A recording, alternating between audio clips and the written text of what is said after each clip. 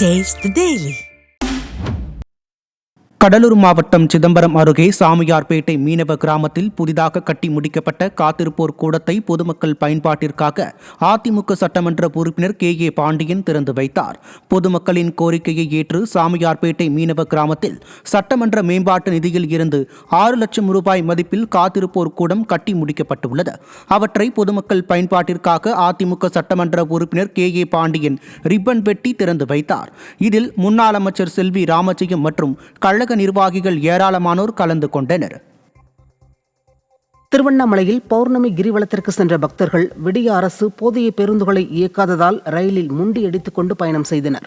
வைகாசி மாத பௌர்ணமியை முன்னிட்டு 10 லட்சத்திற்கும் மேற்பட்டோர் கிரிவலம் சென்ற நிலையில் பக்தர்கள் தங்களது சொந்த ஊர்களுக்கு செல்ல போதிய பேருந்துகள் இயக்கப்படவில்லை என குற்றம் சாட்டப்படுகிறது. இதனால் விழுப்புரத்திலிருந்து காட்பாடி செல்லும் இன்டர்சிட்டி ரயிலில் பக்தர்கள் ஒருவரை ஒருவர் தள்ளிவிட்டு முண்டியடித்துக் கொண்டு ஏறினர். திருவண்ணாமலை மாவட்டம் செங்கத்தில் லாரி மீது அரசு பேருந்துகள் மோதி விபத்திற்குள்ளானதில் 6 பேர் காயமடைந்தனர். மேல் செங்கம் சோதனைச்சாவடி அருகே திருப்பத்தூரிலிருந்து திருவண்ணாமலை நோக்கி சென்ற 2 அரசு பேருந்துகள் முன்னால் சென்ற லாரி மீது ஒன்றன் பின் ஒன்றாக அடுத்தடுத்து மோதி விபத்திற்குள்ளானது. இதில் காயமடைந்த 2 அரசு பேருந்து ஓட்டுநர்கள் மற்றும் நடத்துனர் உட்பட 6 பேர் மருத்துவமனையில் அனுமதிக்கப்பட்டனர். முறையாக பராமரிக்கப்படாத அரசு பேருந்துகள் இயக்கப்படுவதே தொடர் விபத்துகளுக்கு காரணம் என பொதுமக்கள் குற்றம் சாட்டியுள்ளனர்.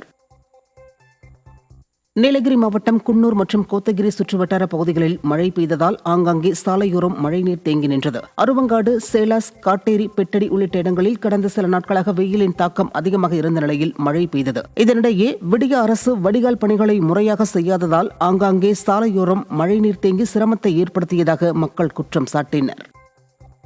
ராமநாதபுரம் மாவட்டம் சம்பூரணி கிராமத்தில் நில அளவீடு தொடர்பாக எழுந்த சர்ச்சையில் வட்ட துணை அளவையர் மக்களிடம் அதிகார தோரணையிலும் ஆணவத்துடனும் பேசிய வீடியோ வெளியாகி அதிர்ச்சியை ஏற்படுத்தியுள்ளது.